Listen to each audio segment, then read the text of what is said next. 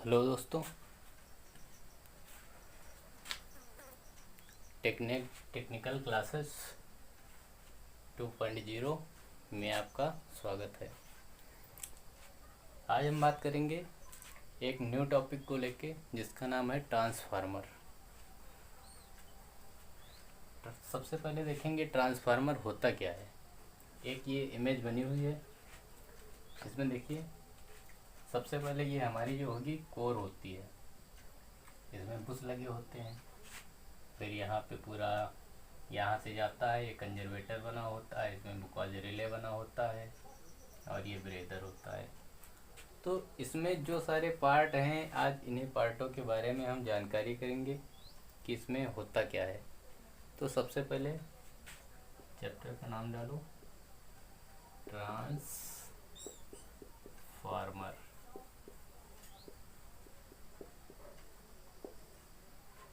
अब देखते हैं ट्रांसफार्मर होता क्या है।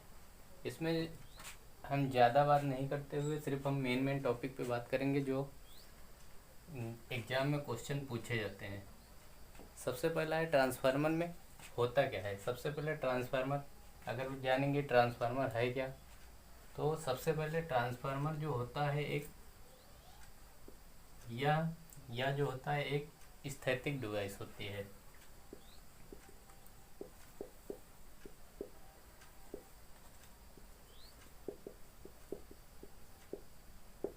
अब स्थैतिक डिवाइस है, इसका मतलब क्या होता है। अगर ये स्थैतिक डिवाइस है, इसका मतलब ये है कि ये कहीं पे जा नहीं सकती, जहाँ पे रख दी गई वो वहीं पे बनी रहेगी।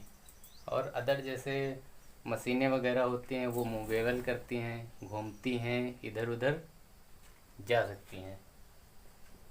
सेकंड पॉइंट क्या आता है, इसमें कभी यांत्रिक हानि नहीं होती। इसमें यांत्रिक हानि नहीं होती। ठीक। अब इसकी अगर पूछी जाए दक्षता कितनी होती है, तो इसकी दक्षता होती है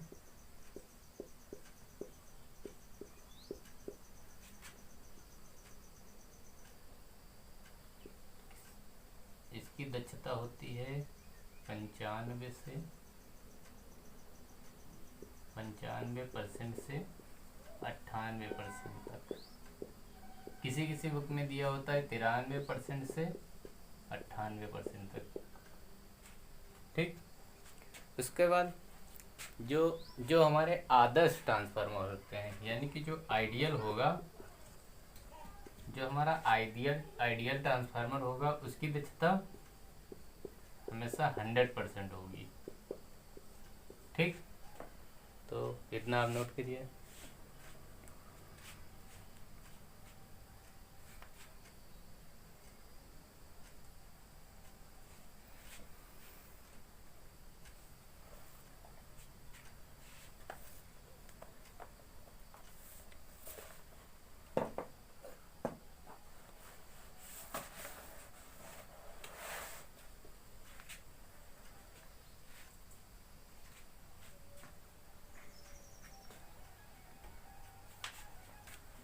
हो गया।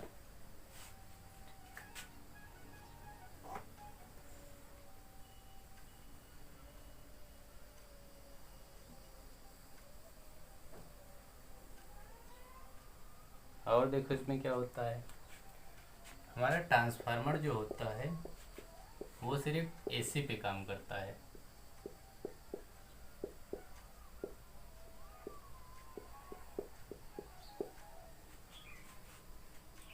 और एसी की हमारी फ्रिक्वेंसी क्या होती है, एसी की फ्रिक्वेंसी जो है अपने यहाँ की 50 हर्ट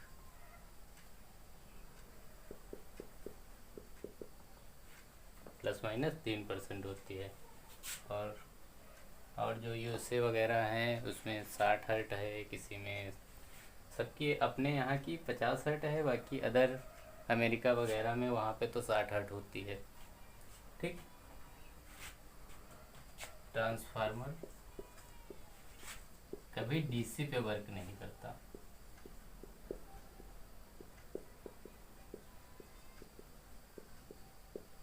ये डीसी पे वर्क क्यों नहीं करता? अगर हम डीसी पे अगर वर्क कराएंगे तो ट्रांसफार्मर हमारा जल जाएगा, क्योंकि इसकी फ्रिक्वेंसी डीसी में फ्रिक्वेंसी क्या होती है? 0। ठीक, हो गया? ठीक, लिखो।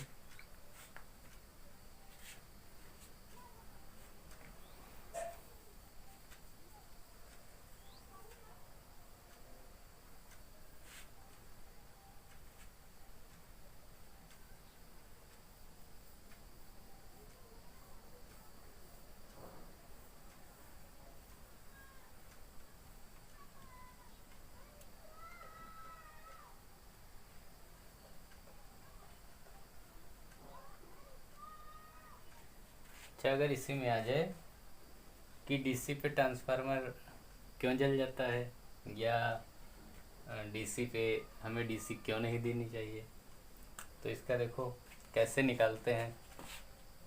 तो हमारा जो एक्सेल होता है ये 2πfl होता है ना। अब अगर इसमें एफ अगर 0 है तो अगर इस पे 0 रखेंगे तो एक्सेल भी तो 0 हो जाएगा, है ना।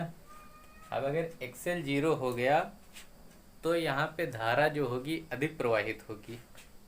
अब अगर धारा अगर अधिक प्रवाहित होगी तो वाइंडिंग जल जाएगी। अत्यधिक धारा प्रवाहित होगी अतः वाइंडिंग जल जाएगी। ठीक, नोट करो।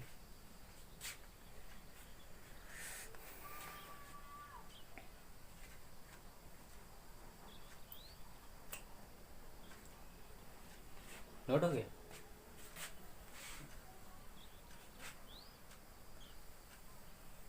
पूरा साफ कर दो।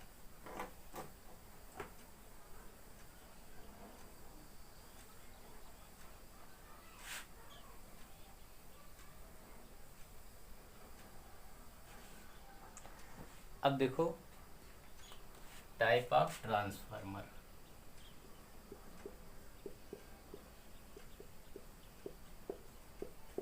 ट्रांसफार्मर को हम ओनली इतने में शॉर्ट में लिख सकते हैं, टाइप ऑफ ट्रांसफार्मर।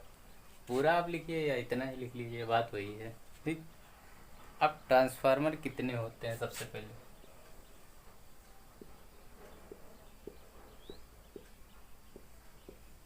पहले होता है पावर ट्रांसफार्मर। ठीक, दूसरा होता है इंस्ट्रूमेंट ट्रांसफार्मर।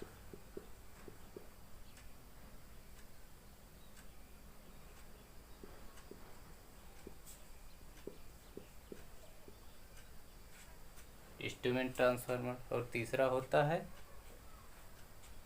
Auto transformer.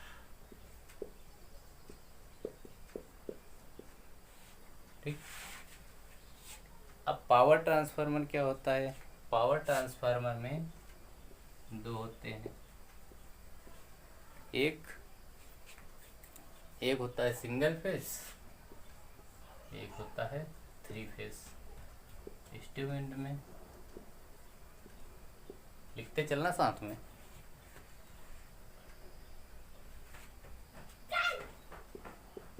सीटी और पीटी।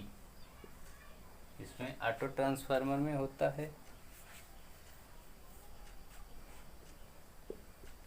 Single phase, 3 phase.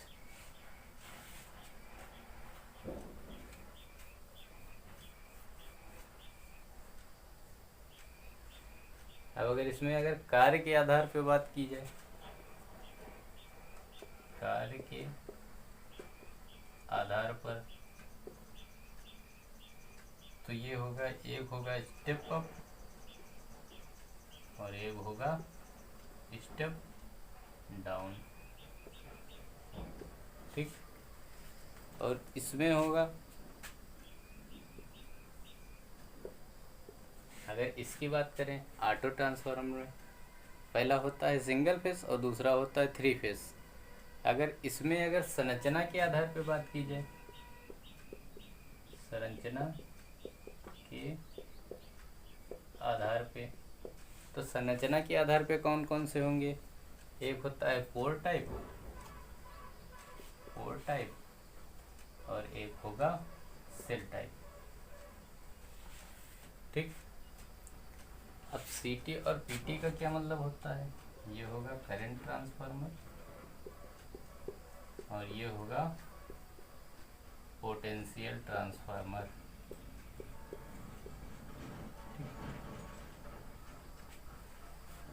ये करंट मापेगा, ये विभव मापेगा। ठीक, सारणी बना लो।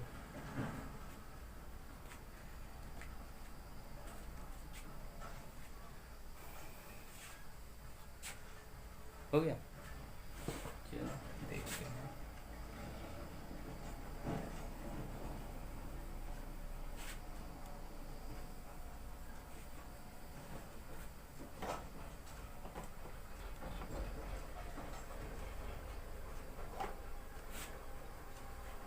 अब बात करेंगे हम ट्रांसफार्मर के भाग।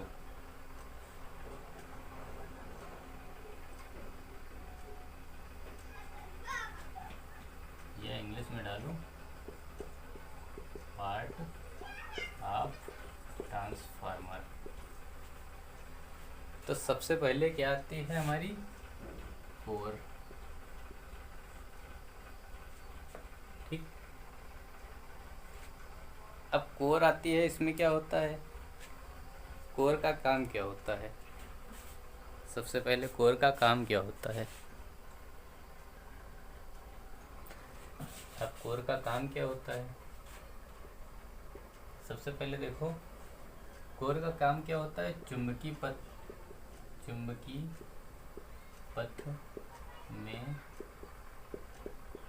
रास्ता प्रदान करना।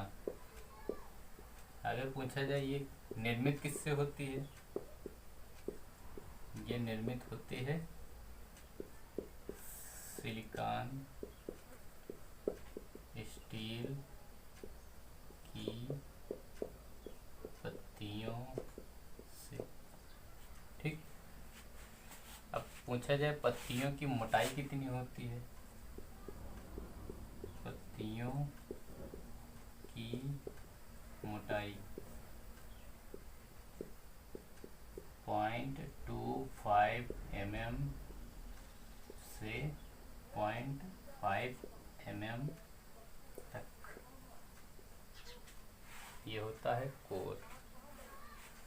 और इसमें जो पत्तियां लगाई जाती हैं वो हमेशा लेमिनेटेड करके लगाई जाती हैं। ठीक, लिखो इसको।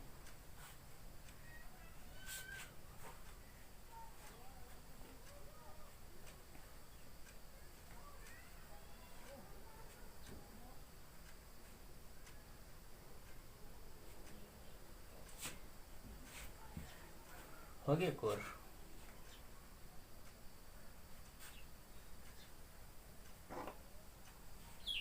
ये हो गई कोर के बारे में जानकारी।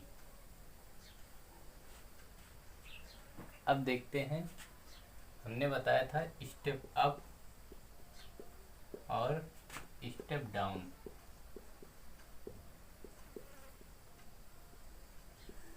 ट्रांसफार्मर जो होता है स्टेप अप कब होता है और स्टेप डाउन कब होता है? तो सबसे पहले जब ये हमारी कुंडलियां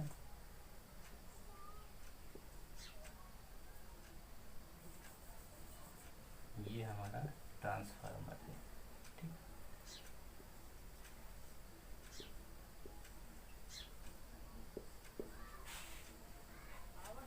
ये हमारी है प्राइमरी वाइंडिंग,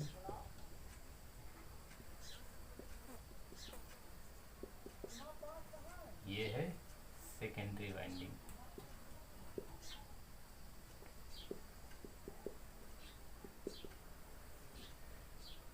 इसमें सोर्स देंगे, यानी कि ये जो होगी ये प्राथमिक वाइंडिंग डायरेक्ट लाइन से जुड़ी होगी, और यहाँ पे ये सोर्स लाइन है और ये लोड लाइन है। ठीक, अब स्टेप अप का मतलब क्या होता है? अब देखो, इधर देखो, इसमें हमारी दो वाइंडिंग होती हैं।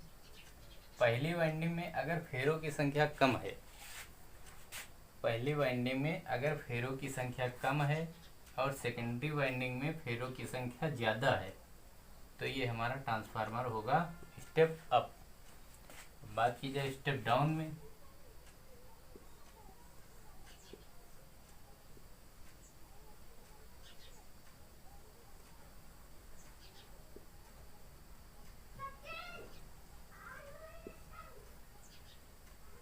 स्टेप डाउन में क्या है? अगर प्राइमरी वाइंडिंग में फेरों की संख्या ज़्यादा है और सेकेंडरी वाइंडिंग में फेरों की संख्या कम है, फेरों की संख्या कम है, तो हमारा स्टेप डाउन होगा। ठीक,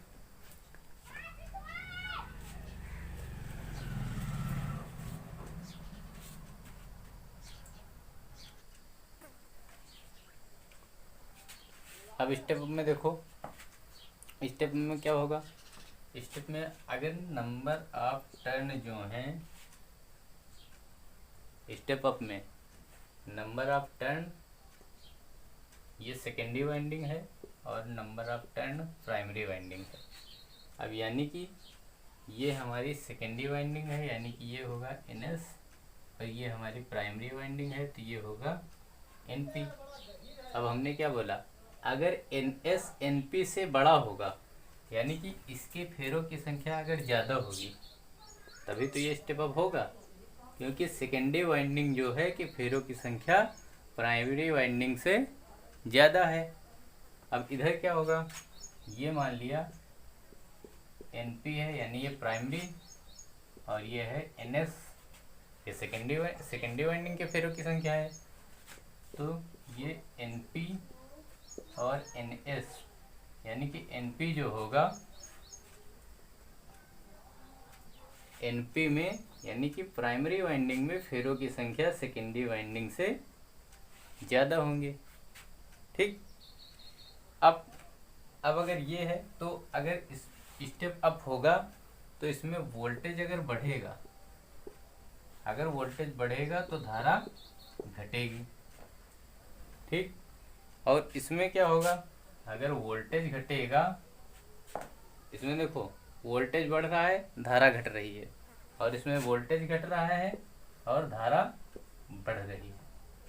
ठीक, समझ में आया? नोट करो।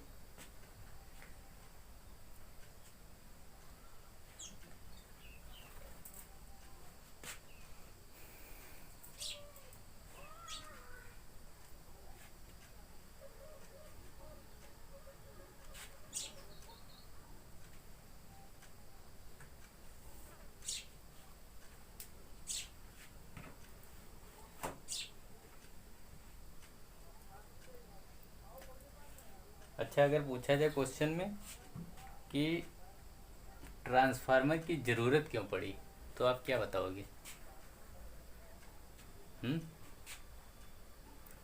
तो हम बताएंगे, जो AC उत्पादन होता है, तो AC उत्पादन से लेकर जो उपभोक्ता तक जो पहुंचाए जाने में, जो पारेषण लाइन में वितरण में जो हानि को रोकने के लिए ट्रांसफार्मर का प्रयोग करते हैं। ठीक,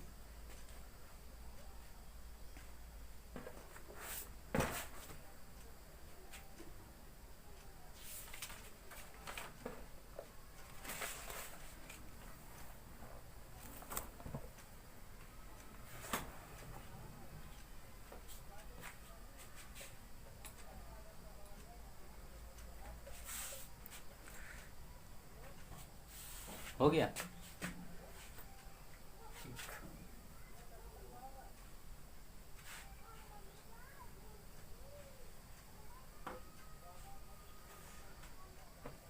अब देखेंगे ट्रांसफार्मर का वर्गीकरण।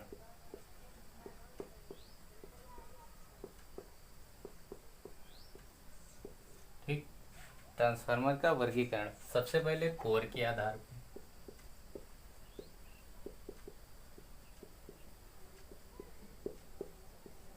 अब कोर के आधार पे बात करेंगे तो कितने टाइप के होंगे। सबसे पहले कोर टाइप, सेल टाइप और बैरी टाइप।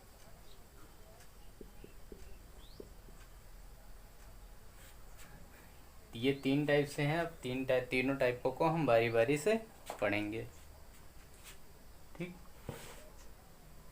अब देखो कोर टाइप होता क्या है। सबसे पहले देखेंगे कोर के आधार पे।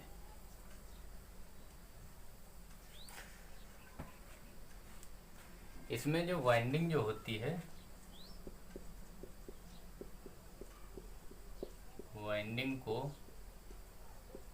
कोर पर स्थापित करते हैं। ठीक, कोर के आधार पे यानी वाइंडिंग हमारी जो होती है उसको किस पे स्थापित करते हैं, कोर पे। अब इसको कोर भी बोलते हैं और किसी किसी बुक में क्रोड भी लिखा होता है। अब क्रोड हमारी बनी किसकी होती है, क्वेश्चन आता है ना। तो ये अभी पहले बताया ना हमने, सिलिकॉन स्टील की, सिलिकॉन स्टील की। ठीक, सिलिकॉन स्टील की। अब सिलिकॉन की मात्रा कितनी होती है, इसकी अगर मात्रा पूछी जाए तो कितनी होगी। होगी 3.8 से 4.5 तक। ठीक,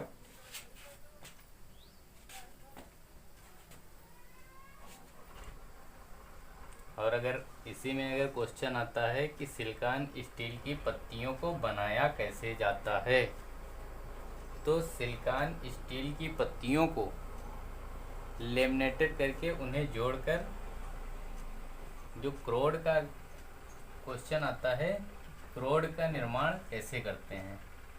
तो क्रोड का निर्माण करते हैं सिलिकॉन स्टील की पत्तियों को लेमिनेटेड करके उनको जोड़ के बनाया जाता है। ठीक, लिखो।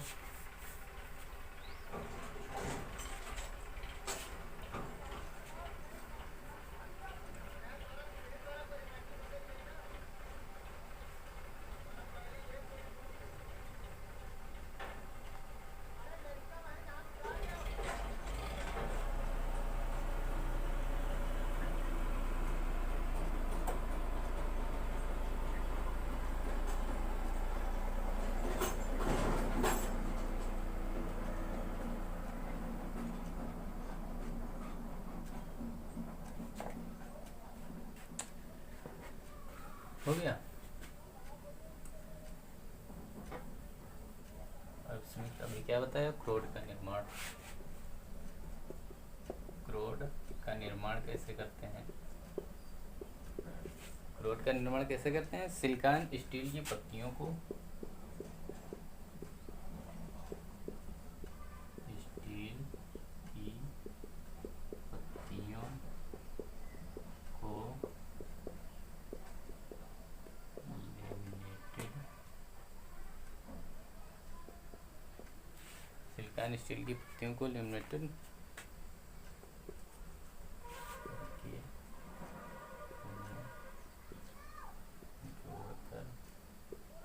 बनाते हैं। ठीक,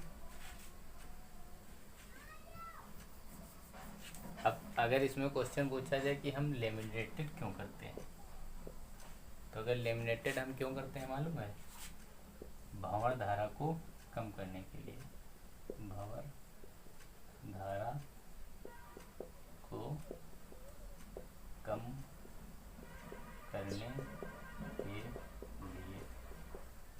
या भंवर धारा को हम बोलते हैं eddy current loss, eddy current loss. समझ में आया, लिखो। पत्तियों की मोटाई तो हो ही गई, कितनी होती है 0.35 से 0.5 mm। और इसकी आकृति अगर देखी जाए, आकृति किसकी, एल टाइप की होती है, ई टाइप की होती है, आई टाइप की होती है। ठीक, ये 3-4 टाइप हैं, यही है लगभग।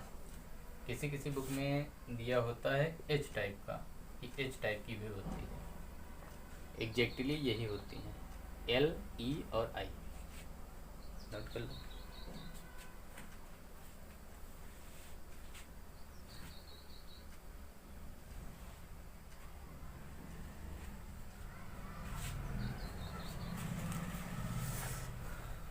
उसके बाद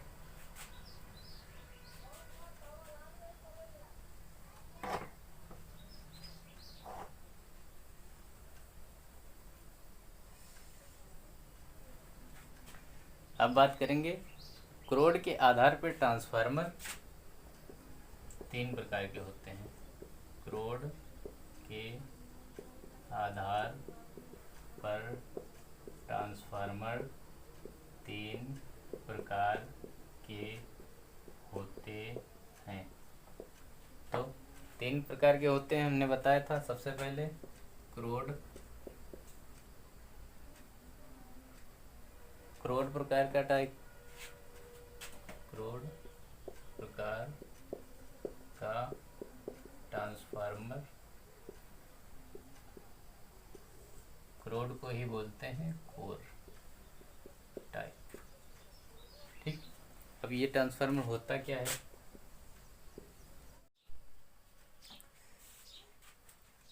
चलो आज हम बात करते हैं क्रोड, जो क्रोड के आधार पे जो ट्रांसफार्मर थे, आज हम उनके बारे में चर्चा करेंगे। चलो अब बात करते हैं क्रोड के आधार पे ट्रांसफार्मर। क्रोड के आधार पर ट्रांसफार्मर। अब क्रोड के आधार पे ट्रांसफार्मर कितने प्रकार के होते हैं, तो क्रोड के आधार पे ट्रांसफार्मर जो होते हैं हमारे 3 प्रकार के होते हैं। सबसे पहले कोर, दूसरा है सेल और तीसरा है बैरी। कोर टाइप, सेल टाइप और बैरी टाइप। अब कोर टाइप क्या होता है, ये देखो कोर टाइप।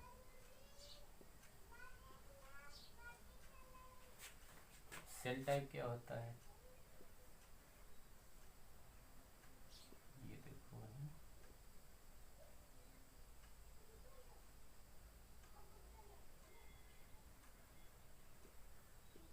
ये है सेल टाइप। और बैरी टाइप क्या होता है,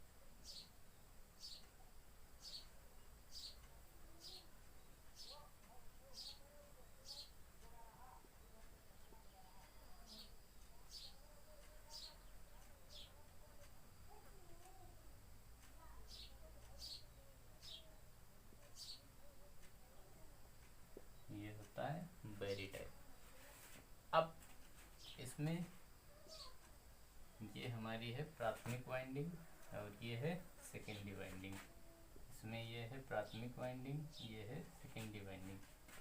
पर इसमें जो होता है, सबसे पहले हम प्राइमरी वाइंडिंग को लपेटते हैं, फिर इसके ऊपर वार्निश कर देते हैं, फिर इसके ऊपर ही हम सेकेंडरी वाइंडिंग चढ़ाते हैं। ये हमारा सोर्स से कनेक्टेड होती है और ये लोड से। इसमें ये सोर्स से, ये लोड से, ये सोर्स से और ये लोड से।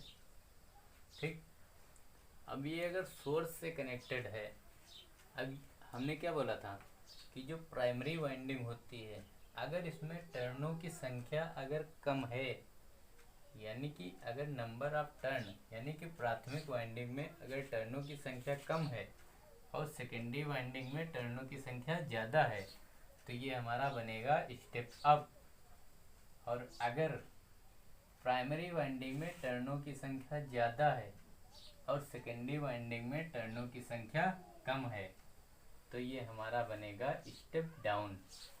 ठीक, सेम चीज़ इसी में, जिस तरफ टर्नों की संख्या ज़्यादा होगी, अगर पहले वाइंडिंग में टर्नों की संख्या कम है और सेकेंडरी वाइंडिंग में टर्नों की संख्या ज़्यादा है तो स्टेप अप। अगर प्राइमरी वाइंडिंग में टर्नों की संख्या कम या टर्नों की संख्या ज़्यादा है और सेकेंडरी में टर्नों की संख्या कम है तो स्टेप डाउन। ठीक, अब इसमें जो होता है चुंबकीय पाथ की बात करें तो इसमें जो चुंबकीय पाथ जो होगा, देखो इसमें चुंबकीय पाथ कितना है, 1 है। ठीक, और इसमें चुंबकीय पाथ कितना है, एक ये हो गया और ये इसमें चुंबकीय पाथ 2 होंगे और इसमें चुंबकीय पाथ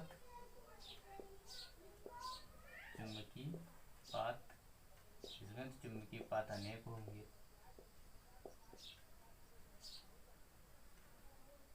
ठीक, क्योंकि पता नहीं ये इधर से आ जाए इधर। ठीक,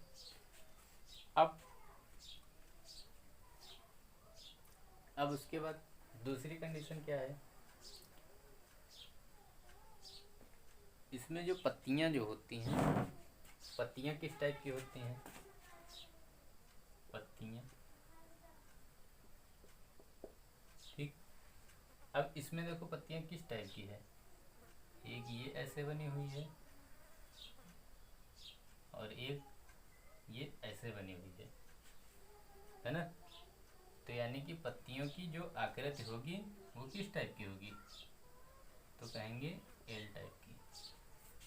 ठीक, क्योंकि एक पत्ती ऐसे है और दूसरी पत्ती अगर ऐसे कर देंगे, अगर दूसरी पत्ती इस तरह अगर हो जाए तो ये एल टाइप का बनेगा। इसमें देखो, इसमें पत्तियों की आकृति कैसी है, इसमें पत्तियों की आकृति देखो, एक है ई बनी हुई है और इसके नीचे आई बनी हुई है। तो इसमें पत्तियों की आकृति जो होगी ई और आई आकार की। ठीक, इसमें कोई आकृति नहीं है, इसमें ऐसे ही बना देते हैं सब। चलो, उसके बाद इसमें क्या होगा, चुंबकीय लीकेज जो होगा, इसमें जो चुंबकीय लीकेज होगा वो अधिक होगा।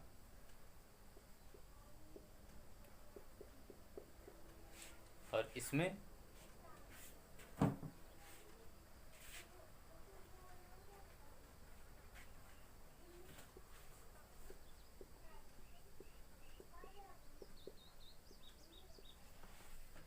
ठीक, इसमें चुंबकीय लीकेज अधिक और इसमें चुंबकीय लीकेज कम। ये सस्ता होता है,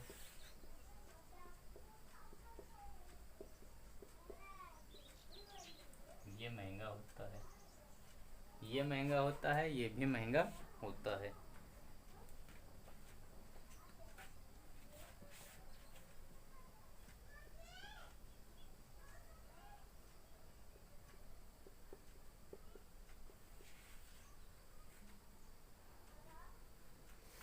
अब इसका प्रयोग, इसका यूज हम करते हैं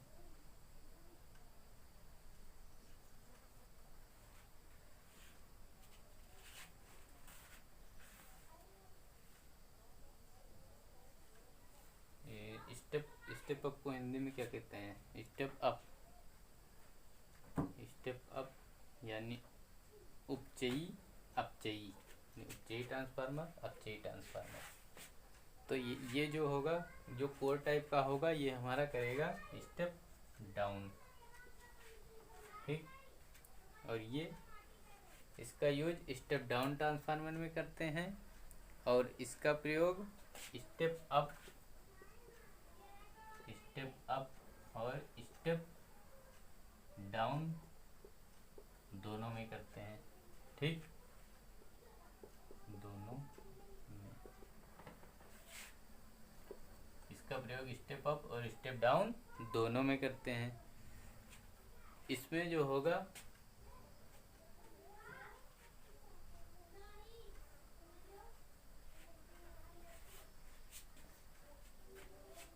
अब आ गया बैरी।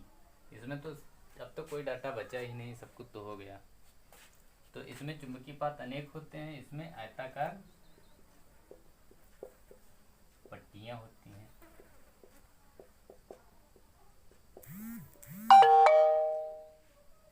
इसका यूज जो होता है स्पेशल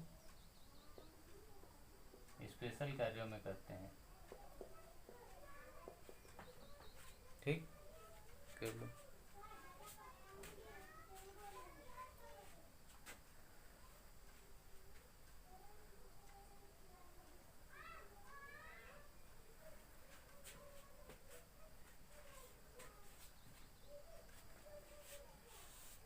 और इसमें दक्षता जो होगी सबसे ज़्यादा होगी, सबसे ज़्यादा।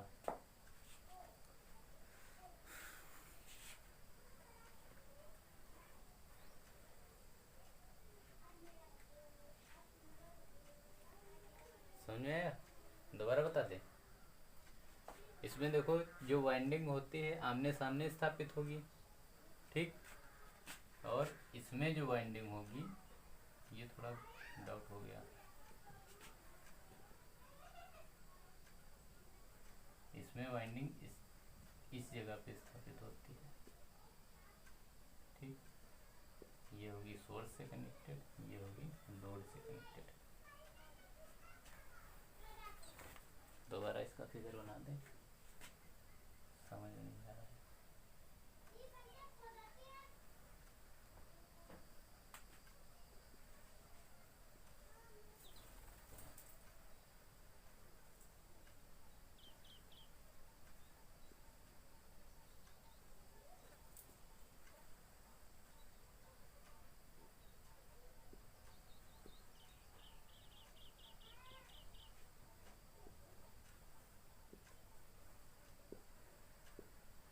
ठीक,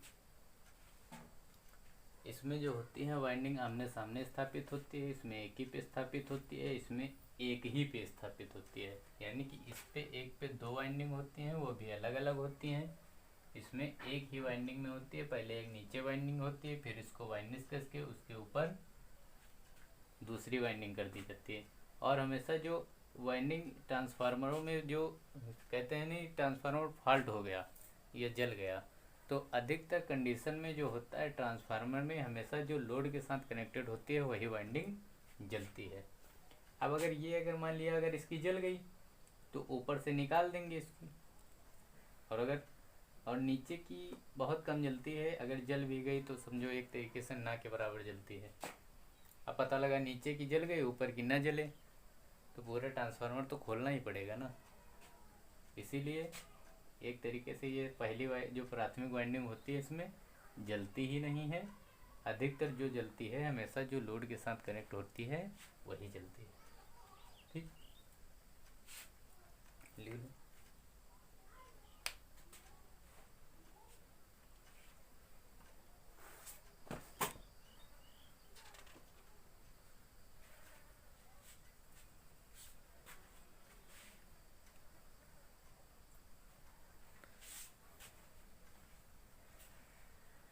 हो गया, देखो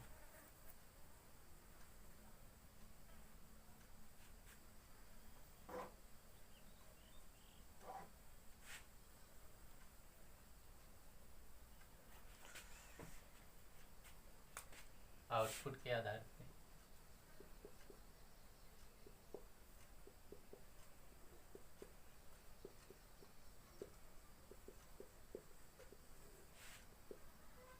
के आधार पे ट्रांसफार्मर एक होता है स्टेप अप,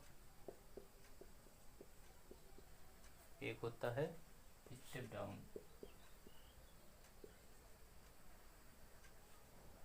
सेम जो हमने पहले बता चुके हैं। अगर नंबर ऑफ टर्न जो हैं, नंबर ऑफ टर्न अगर सेकेंडरी वाइंडिंग के प्राइमरी वाइंडिंग से, फिर सेकेंडरी नंबर ऑफ सेकेंड, यानी कि ये है हमारी सेकेंडरी वाइंडिंग और ये है प्राइमरी वाइंडिंग, यानी कि सेकेंडरी वाइंडिंग के जो टर्नों की संख्या अगर ज़्यादा है और प्राइमरी वाइंडिंग के टर्नों की संख्या कम है तो ये स्टेप अप होगा, और स्टेप डाउन अगर ये प्राइमरी वाइंडिंग के अगर ज़्यादा हैं और सेकेंडरी वाइंडिंग के कम हैं। ठीक, हमने क्या बोला, अगर प्राइमरी वाइंडिंग के टर्नों की संख्या कम है और सेकेंडरी वाइंडिंग के टर्नों की संख्या ज़्यादा है तो स्टेप अप होगा। अगर प्राइमरी वाइंडिंग के टर्नों की संख्या कम ज़्यादा है और सेकेंडरी वाइंडिंग के टर्नों की संख्या कम है तो स्टेप डाउन होगा। ठीक, और इसमें जो है वोल्टेज बढ़ेगा और धारा घटेगी, इसमें वोल्टेज घटेगा और धारा बढ़ेगी। ठीक,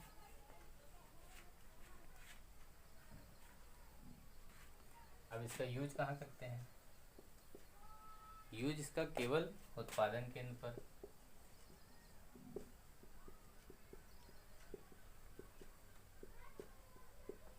ठीक, और इसका यूज वितरण प्रणाली में,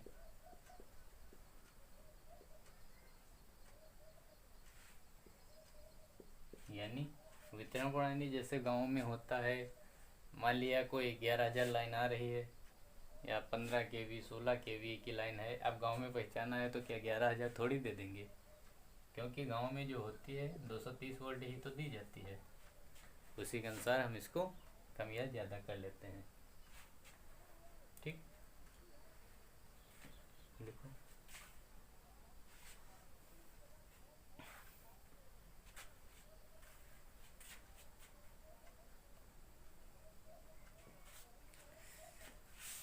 हो गया।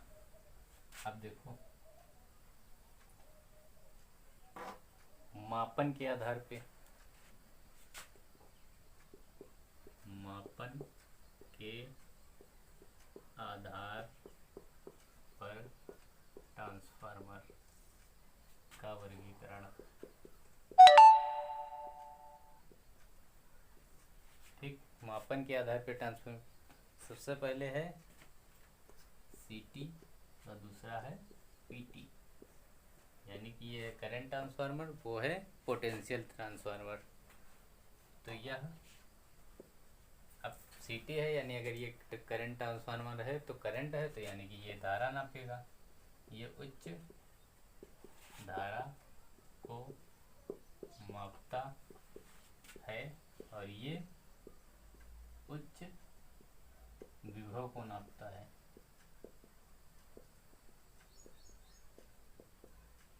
ठीक, ये उच्च धारा को मापता है, ये उच्च विभव को मापता है। इसमें जो धारा होती है, जो इसमें धारा आमीटर द्वारा मापी जाती है,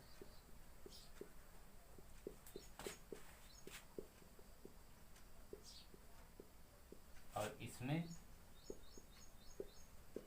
धारा वोल्ट मीटर द्वारा मापते हैं।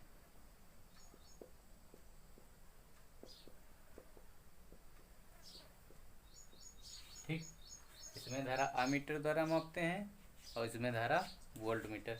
अब आमीटर जो होता है, आमीटर कितनी धारा माप सकता है, 0 से 5 एम्पियर तक।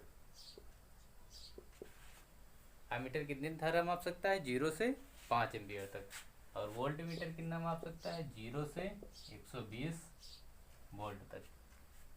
ठीक, इसको स्टेप अप में काम लेते हैं, स्टेप अप में काम, या लिख लो सीटी को स्टेप अप में काम लेते हैं और पीटी को स्टेप डाउन ट्रांसफार्मर में काम लेते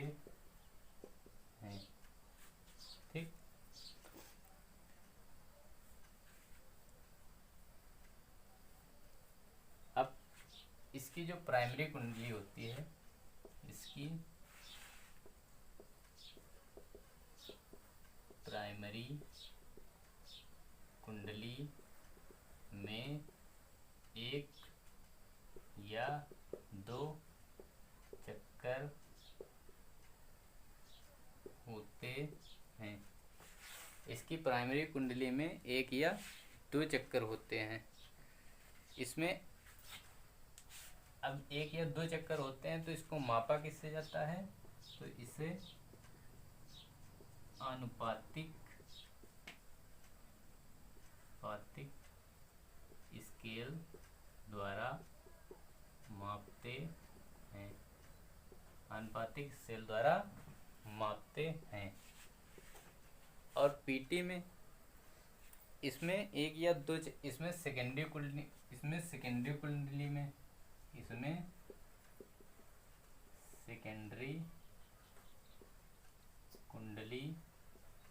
में एक या दो चक्कर होते हैं। अब इसमें जो होती है आनुपातिक स्केल होती है, इसमें आनुपातिक स्केल होती है। ठीक। अब इसमें जो है, इसमें जो सेकेंडरी वाइंडिंग होती है उसको खुला नहीं रखना चाहिए। इसमें सेकेंडरी वाइंडिंग को खुला नहीं रखना चाहिए। इसमें सेकेंडरी वाइंडिंग को खुला नहीं रखना चाहिए। अब खुला क्यों नहीं रखना चाहिए? इसमें सेकेंडरी वाइंडिंग को खुला इसलिए नहीं रखना चाहिए, नहीं अगर खुला रखेंगे तो ये जल जाएगी। खुला नहीं रखना चाहिए, नहीं यह जल जाएगी। ठीक। सारे पॉइंट हैं, लिखो।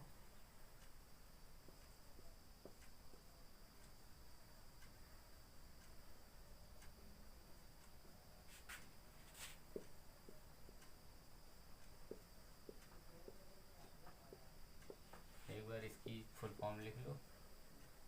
Current transformer potential transformer.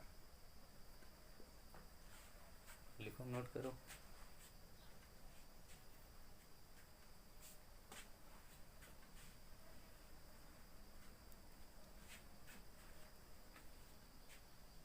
सीटी का फिगर देखो कैसे बनता है। ये कैसे गोला टाइप में होता है। ठीक। इसको बॉक्स द्वारा बना के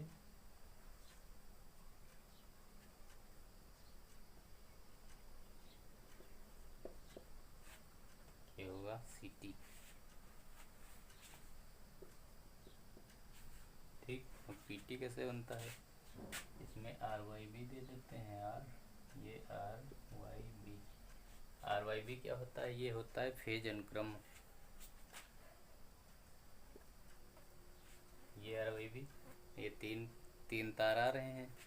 उसके बाद में यहाँ पे आ जाएगा ट्रांसफार्मर। ठीक। ये जो ट्रांसफार्मर होगा, कौन सा ट्रांसफार्मर होगा? पीटी। ठीक। अब पीटी में क्या बोला कि वोल्ट मीटर लगा होता है, तो यहाँ पे लगा दिया वोल्ट मीटर। ठीक। इसको इससे कनेक्ट कर दिया। ठीक। और उसके बाद में इसको ग्राउंड कर देते हैं। ये ग्राउंड होता है, अर्थ कर दिया। ठीक। चलो, और इसमें क्या बताया था? यहाँ पे एमीटर लगा होता है, यहाँ पे एमीटर लगा है। ठीक। ये होगी प्राथमिक वाइंडिंग। प्राथमिक वाइंडिंग को हम WP से डिनोट करते हैं, प्राथमिक वाइंडिंग।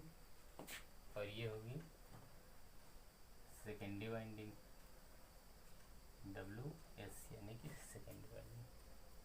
ठीक, नोट करो, लिखते रहो एक एक पॉइंट, कुछ भी छोड़ेंगे नहीं ट्रांसफार्मर में।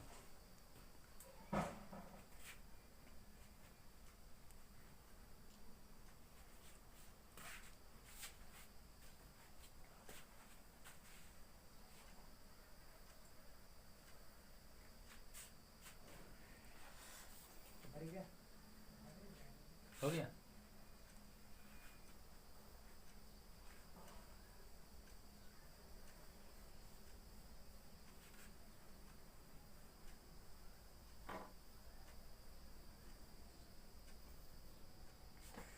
अब देखो शीतलन प्रणाली के आधार पर ट्रांसफार्मर, शीतलन प्रणाली के आधार पर ट्रांसफार्मर, यानी कि जो ट्रांसफार्मर होता है उसको ठंडा कितनी प्रणाली से किया जाता है। तो सबसे पहले आता है प्राकृतिक द्वारा, प्राकृतिक शीतलन प्रणाली।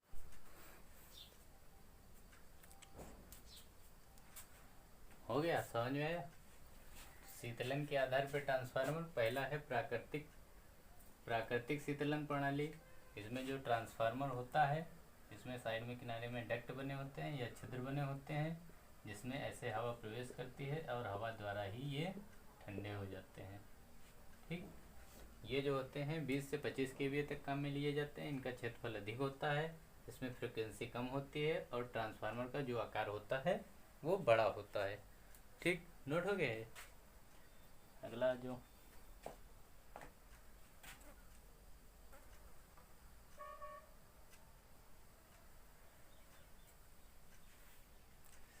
अब दूसरा है तेल द्वारा शीतलन, तेल द्वारा शीतलन, यानी कि जो ट्रांसफार्मर